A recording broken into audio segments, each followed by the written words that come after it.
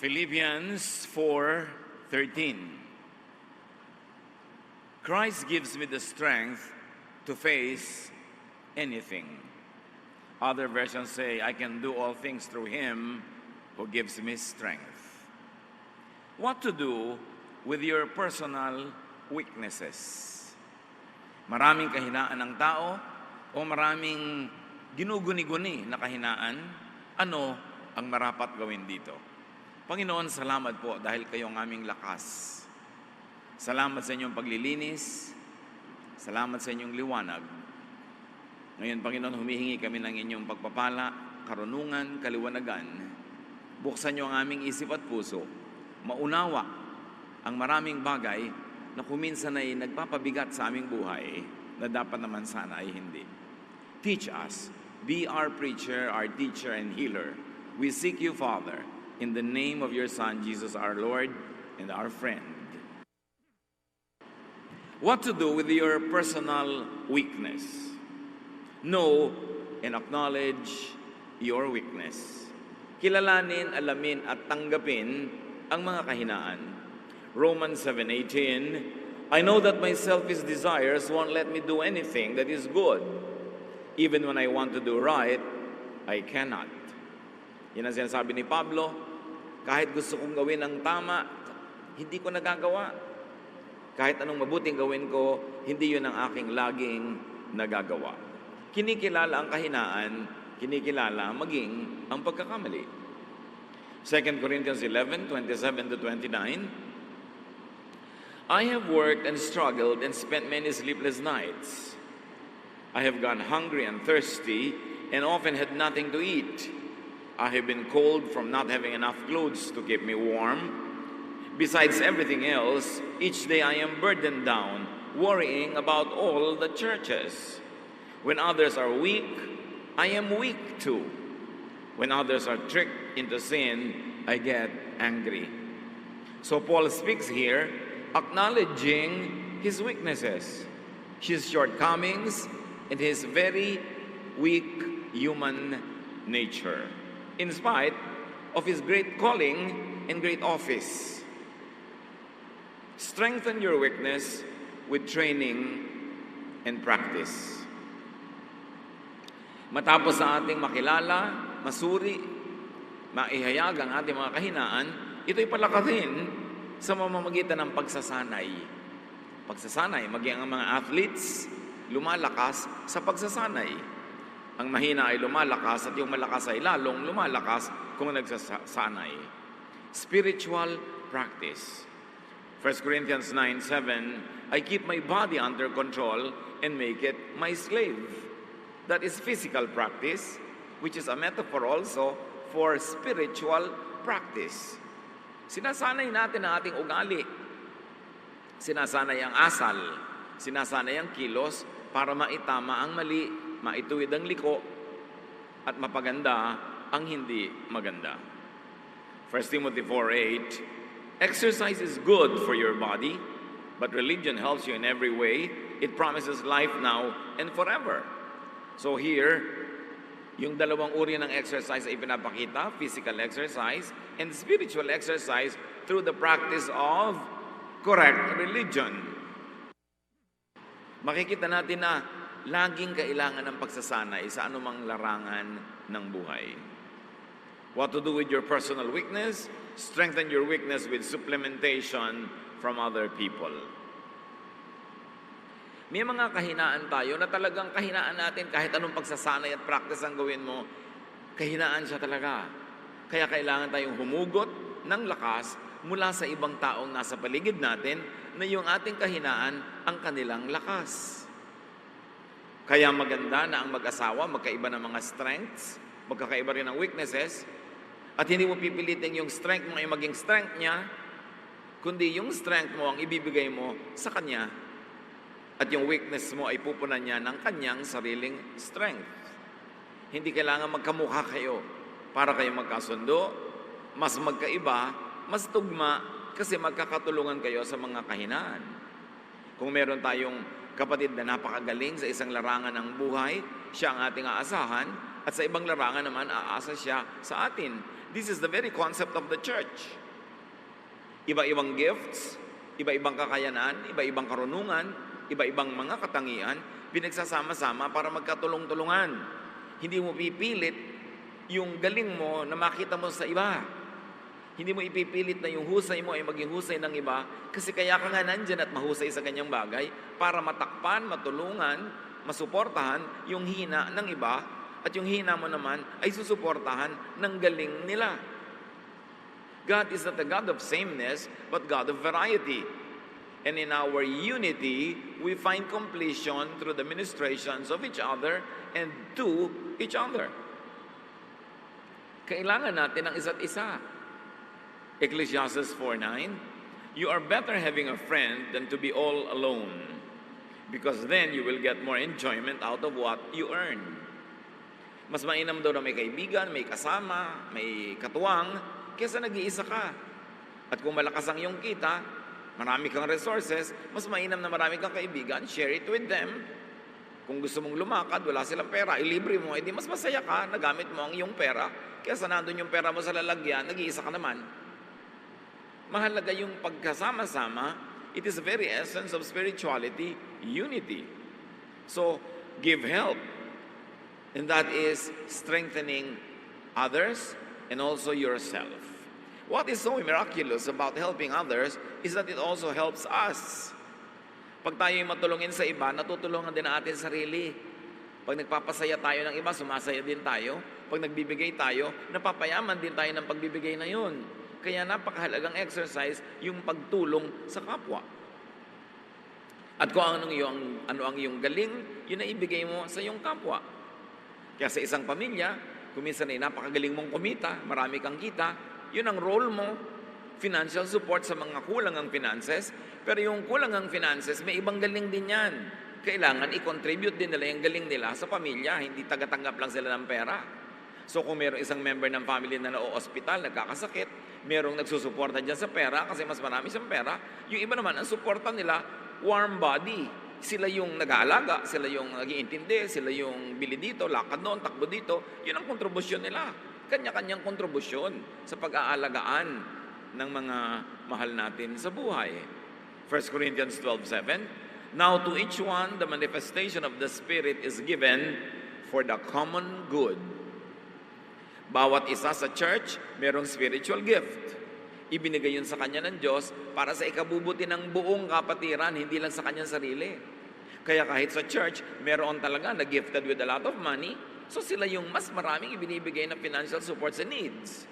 Yun namang mga hindi masyadong gifted with a lot of money, they're gifted with time, with energy, with effort. So sila naman ito ngayong laging nandun, nagtatrabaho, kumikilos, habang yung kapatid nila na nagdo-donate ay busy gumagawa ng pera sa pagnenegosyo. Nagkakatulong-tulungan. Kanya-kanyang papel sa buhay. Yung magaling kumanta, kailangan kumanta para yung mga taong hindi ganun kagalingan, ma-edify sa kanyang music. Yung mahusay mag-organize, siya ang nagtitipon-tipon ng mga gawain, para yung hindi masyadong mahusay mag-organize, sasali na lang. Susunod na lang. Kanya-kanya ng papel sa buhay. Kung ganun, ang kahinaan ay nagiging lakas kung humuhugot ng lakas mula sa iba na binigyan ng Diyos ng lakas doon sa bahagi ng buhay na ikaw ay mahina. At bilang ganti, yung lakas mo naman ay ibinibigay mo sa ibang mahihina. Kaya pag nagsasama-sama sa fellowship, ang ending, lahat lumalakas. Lahat lumalago. Everybody is edified. 1 Corinthians 14:12, so with yourselves, since you are eager for spiritual gifts, strive to excel in them for building up the church. Ano man ang galing mo, ano man ang husay mo, total gusto mo maging mahusay, gusto mo maging outstanding, magpakahusay-husay ka para sa ikabubuti ng kapatiran, hindi lang ng iyong sarili. Sapagkat ang tunay mong pamilya ay ang pamilya ng Diyos kung saan ang pinuno ay si Jesus mismo. So what to do with your personal weaknesses?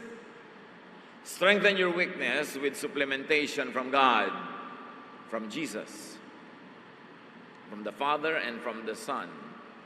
Philippians 4:13, Christ gives me the strength to face anything. Walang mananampalataya na mahina. Sapagkat ang tunay na pananalig ay ito, yung hina mo, iniaasa mo kay Kristo, at ang lakas ni Kristo ay nagiging lakas mo. This is the strength to change, kung dapat mag-improve, or the strength to accept what can't and shouldn't be changed. Dapat malinaw dito mga kapatid. May mga kahinaan tayo na dahil sa ating pananalig at pagsunod kay Jesus ay napalalakas. Pero may mga kahinaan tayo na dahil sa pananalig natin kay Jesus ay di na pinipilit palakasin kundi iniaasa sa pag-ibig, pagpapatawad at walang patakarang pagtanggap ni Jesus. Dapat malinaw yon.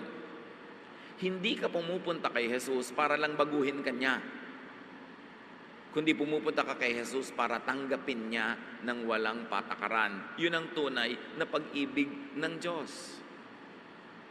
Marami kasi merong paniniwala that you join religion to be changed. Well, in practice and in history, that has been the case. Religion has become a reformatory institution. But true spirituality is God accepting you, not God changing you. It is religion who changes people. It is religion who wants to change people so that the people could be controlled, so that behavior could be managed and engineered. Kaya naging kakambalangin ng palasyo ang relihiyon, ang mga political leaders at spiritual leaders ay laging magkakasabwat at nagtutulungan sa pagkontrol sa mamamayan. At ito ang dapat nating linawin mga Kristiyano.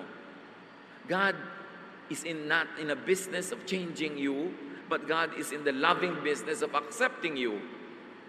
At sa pag-respond mo sa pag-ibig na yun ng Diyos, ikaw mismo ang nagbabago sa iyong asal, sa iyong gawi, sa iyong mga ugali, within what your natural self can allow.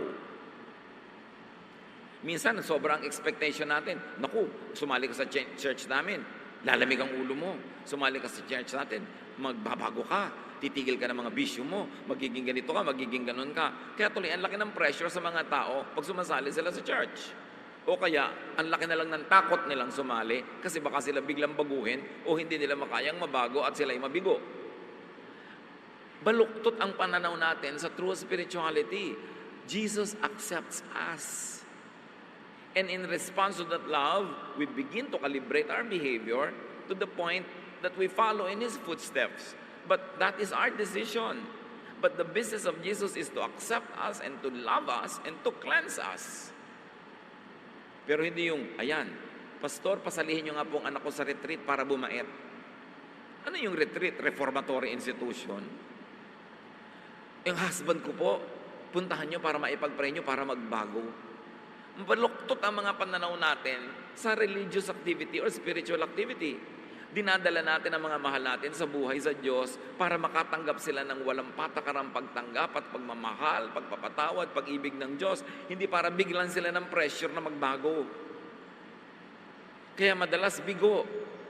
O kaya magre-retreat, nagbabago lang ng 2 linggo, tapos babalik uli yung totoo. Kasi ang pwede lang maging pagbabago ng tao, yung sang-ayon sa kanyang natural self. Hindi mo pwedeng baguhin ang isang tao laban sa original way that the person was created by God. Can a leopard change its spots? Can an Ethiopian change his skin?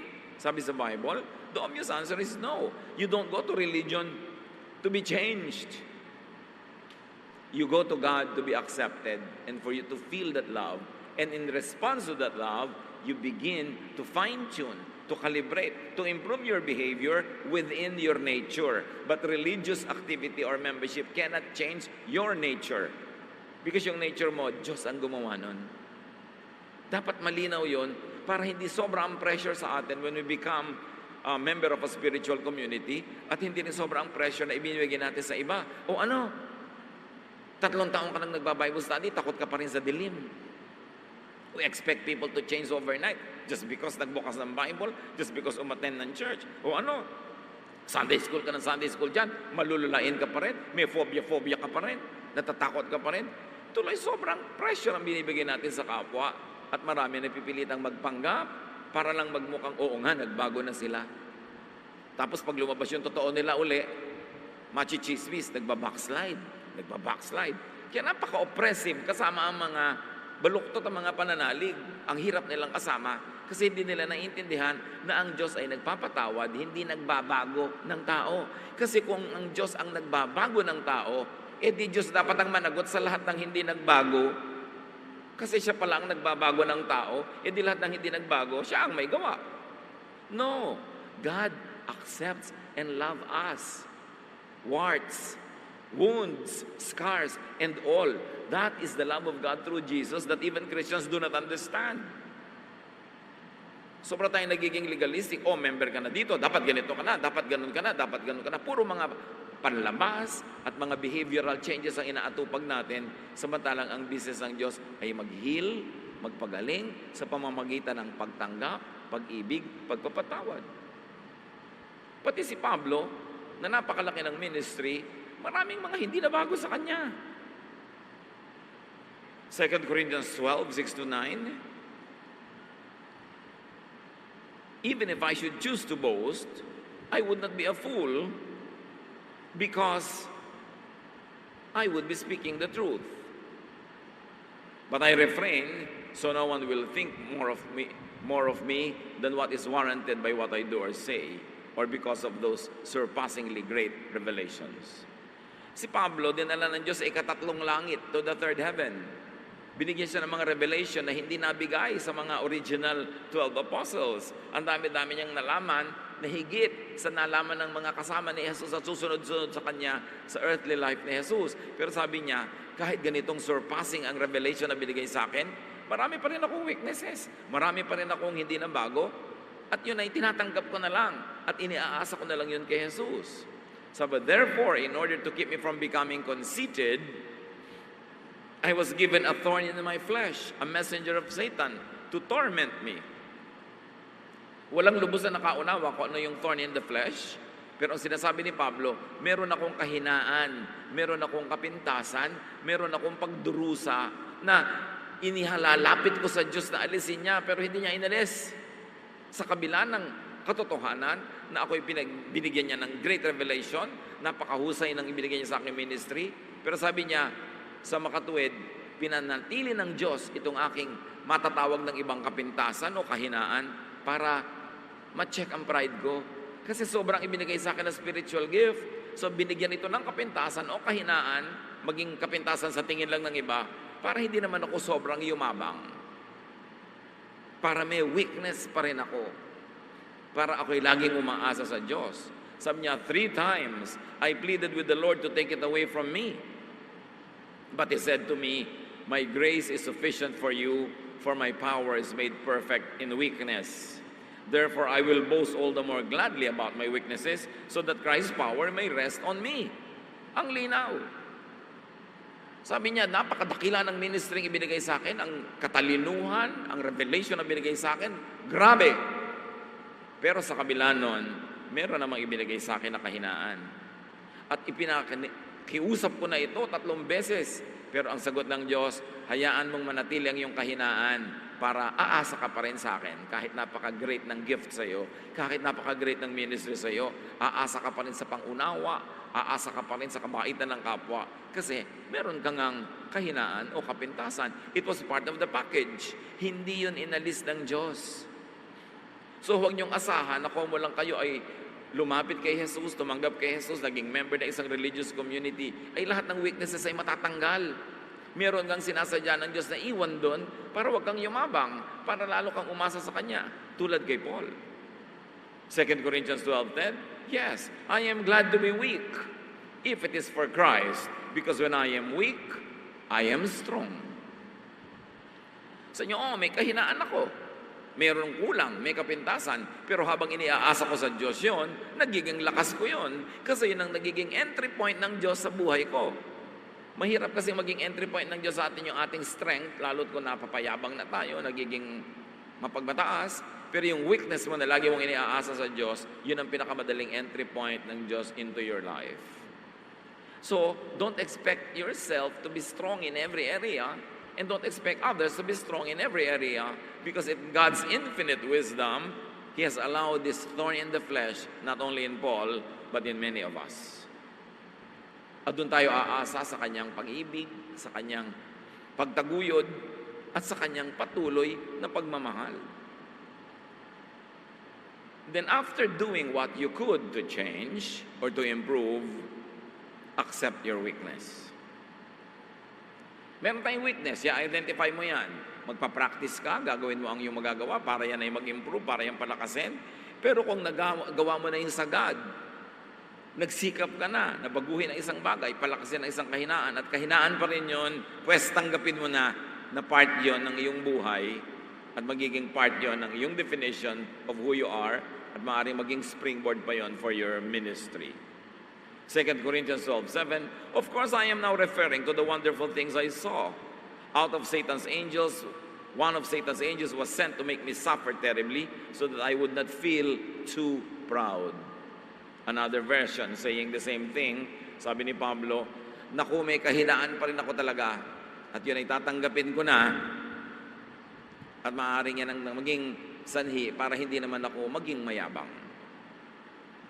So maging mga dakilang mga alagad ng Diyos, may mga thorn in the flesh, may kahinaan, at kung gusto bang alisin yun ng Diyos, hindi ba niya maalis? Pero kung nandun pa rin yun, kalooban ng Panginoon. Ito ang isa nating dapat maintindihan at matanggap, na may mga weaknesses ang tao na hindi Diyos ang mag-aalis sapagkat siya ang pumayag na nandun yun. Mahiwaga ang paraan ng pag-iisip ng Diyos at hindi natin siya dapat itulad sa ating mga tao. Na kung tayo lang ang Diyos, babaguhin natin ang lahat ng tao. Pero hindi ganun ang ginagawa ng Diyos at mas malinaw yon, mas luluwag sa ating dibdib na tanggapin ang ating mga sarili at ang ating kapwa. So accept yourself as God created you. Matapos mong sikapin na improve ang sarili, pero kung hanggang doon at hanggang doon lang talaga ang nangyayari, accept yourself. Accept your natural self. And this is what it means to have the peace of Jesus.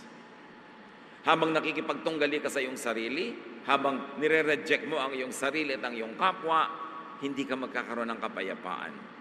Laging hati ang iyong loob at laging meron kang agam-agam.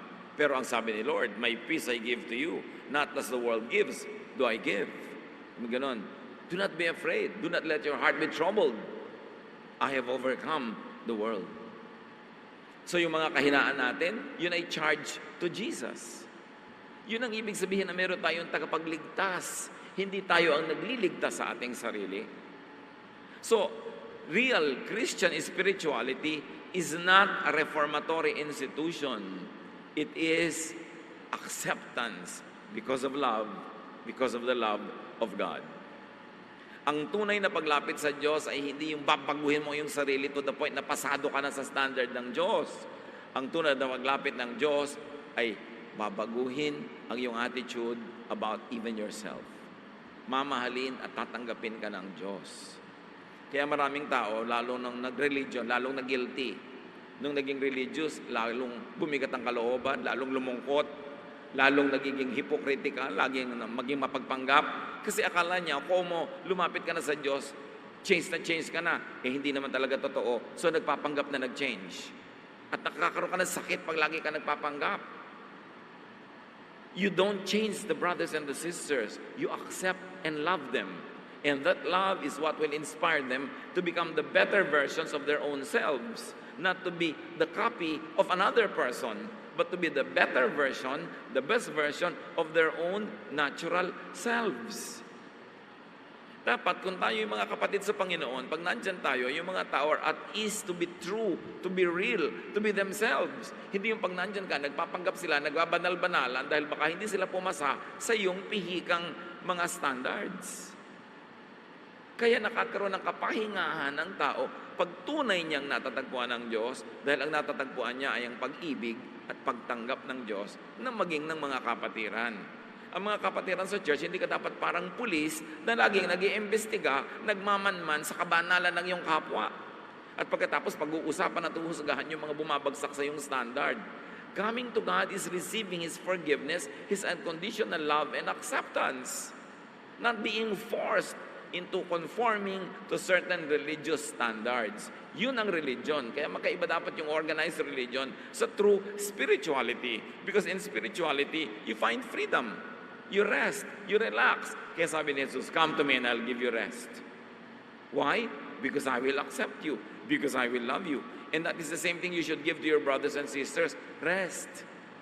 Hindi yung binubuli-buli mo, pinipilit-pilit mo na sumunod sa mga kabanalan at guni-guni mo na mga imposibleng mangyari this side of eternity. So accept yourself as God created you, and then you will be free, and then you will find rest, and then you will have peace, and then you will be inspired to love others as well. Psalm 139:14, I praise you because of the wonderful way you created me. Everything you do is marvelous. Of this, I have no doubt. And everything includes yourself and myself. Ang tunay na espiritualidad, hindi mo pinipilit baguhin ang iyong kapwa, kundi natatanggap mo siya ng may pag-ibig, pangunawa, pagmamahal. At yung pag-ibig na yun ang magbibigay sa kanya ng inspirasyon, na ayusin, ituwid ang liko, at magbago ayon sa kaya ng kanyang naturalesa. Pero hindi mo pwedeng baguhin yung nature. Kailangang ipanganak na uli yun at ulitin ang design. So, God does not change people. Kung may babaguhin ng Diyos, paminsan-minsan, himala. Pero don't expect that. Hindi yung, ayan, sumali ka na sa amin, dapat magbago ka na. Dapat sumali ka na sa amin, therefore tatanggapin ka namin. Yun yun. Hindi baligtad. God accepts and loves people.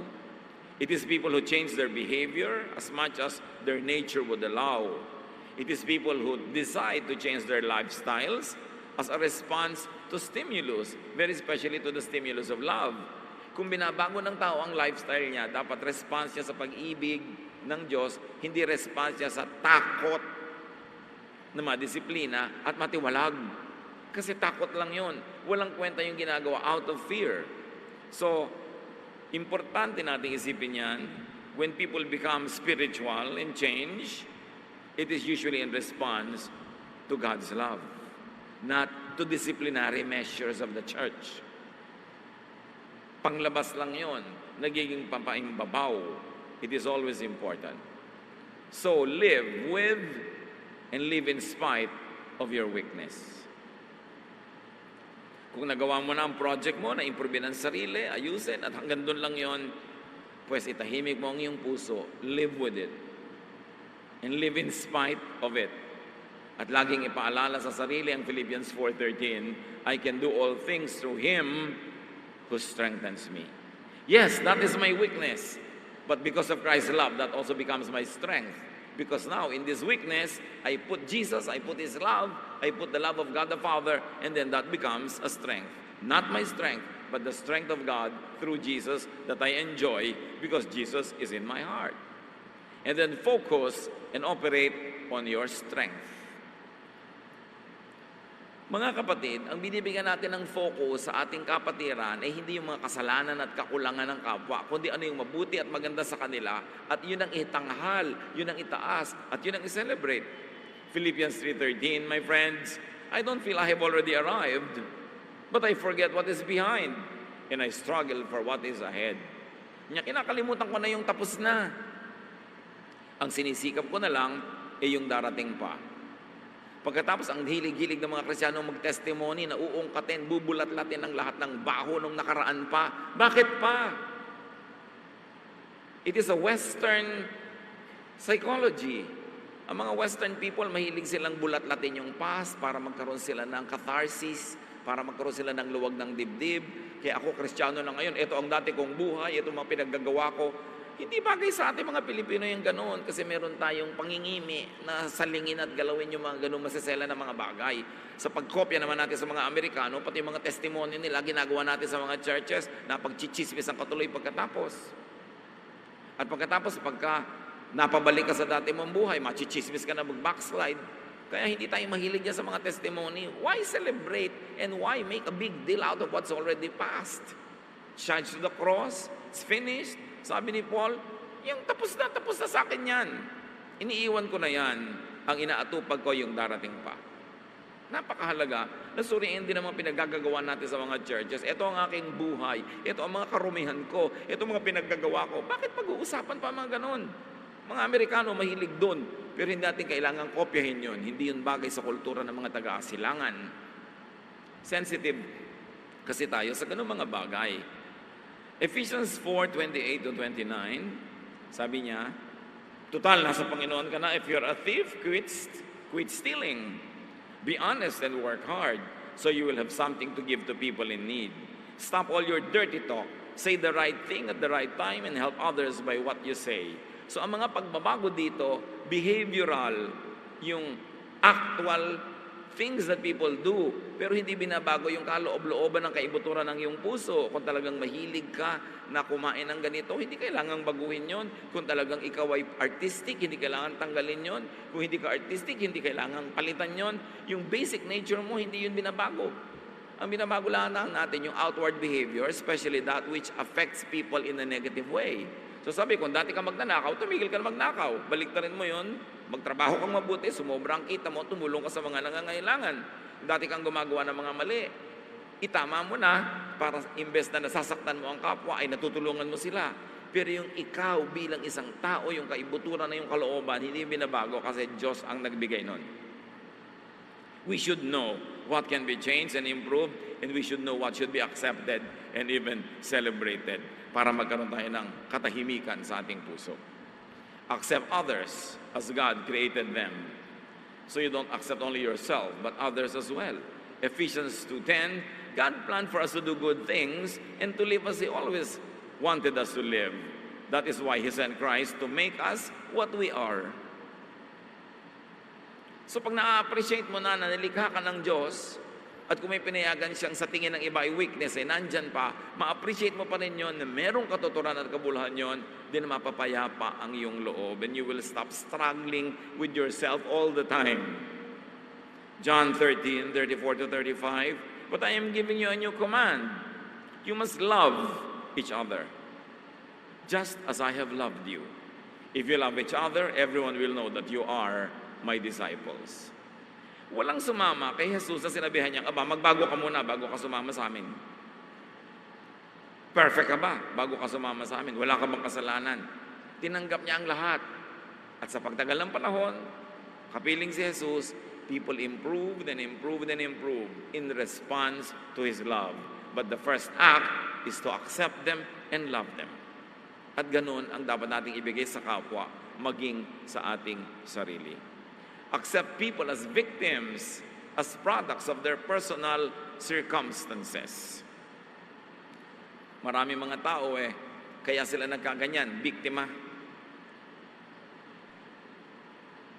Luke 19, verse 10, the Son of Man came to look for and to save people who are lost. So you begin with that people are lost.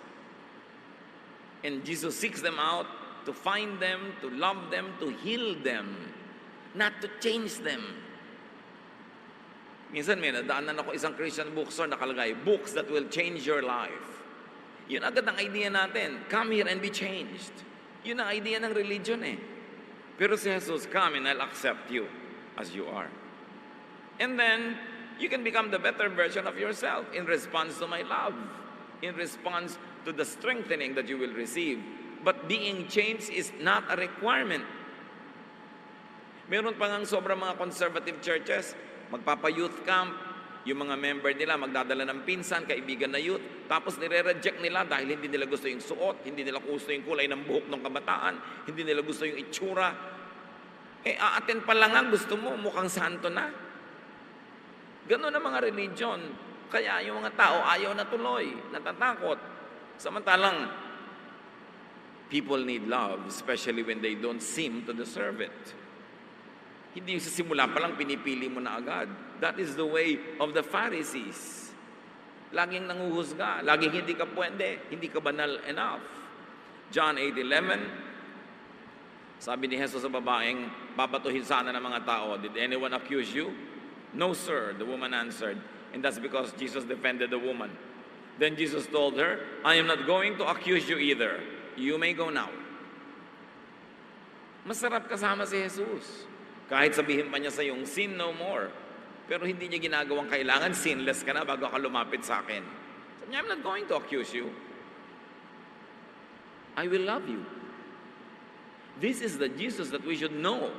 This is the Jesus that had been hidden by the church from people, because ang laging inuukil-kil ng mga churches sa mga tao is the strictness and the law of Moses na tinakpan na ng law of love ni Jesus. Gaano kahirap maintindihan yun? Personal.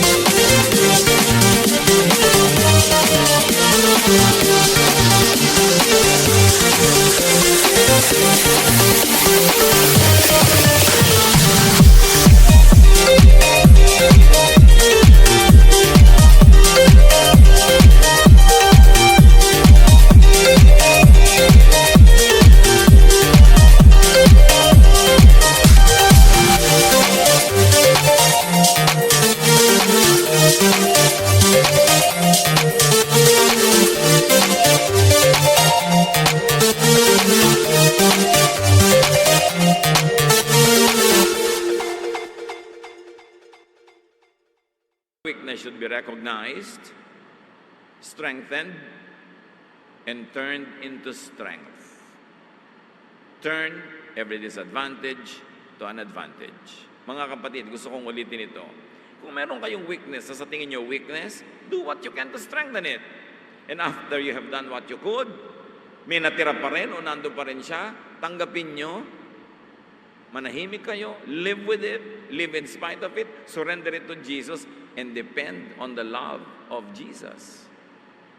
Ephesians 4:31-32, stop being bitter and angry and mad at others. Don't yell at one another or curse each other or even be rude. Instead, be kind and merciful, forgive others, just as God forgave you because of Christ. So you apply this to other people and apply this to yourself. Let the love of God through Jesus prevail.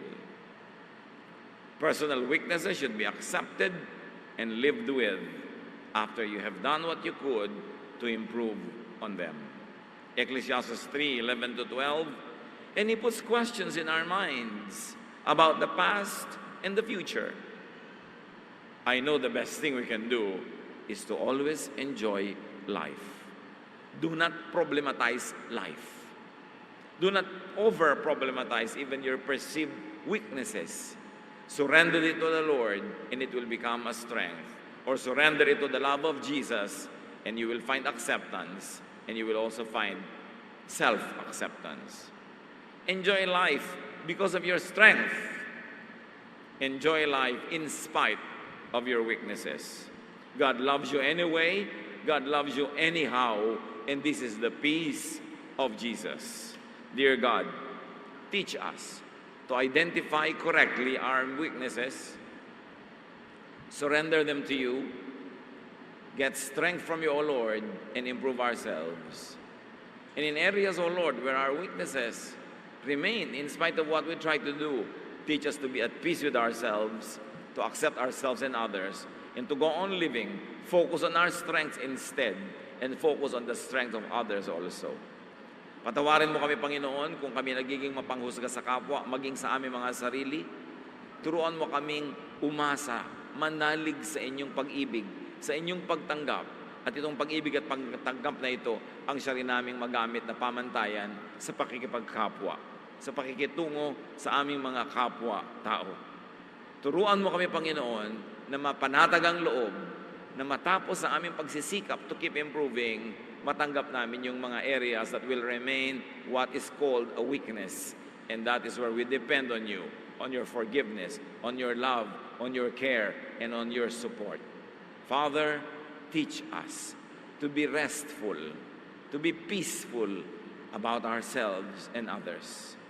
Pagbulay-bulayan natin ang kahulugan nito sa ating buhay, mga kapatid, find very practical applications in your very own life, how you can find rest in spite of personal weaknesses. Lord, as your people remain silent before you, finish this message personally for each one. Speak to us. We thank you in the name of your Son, Jesus. Let's be alone with the Lord in silent reflection.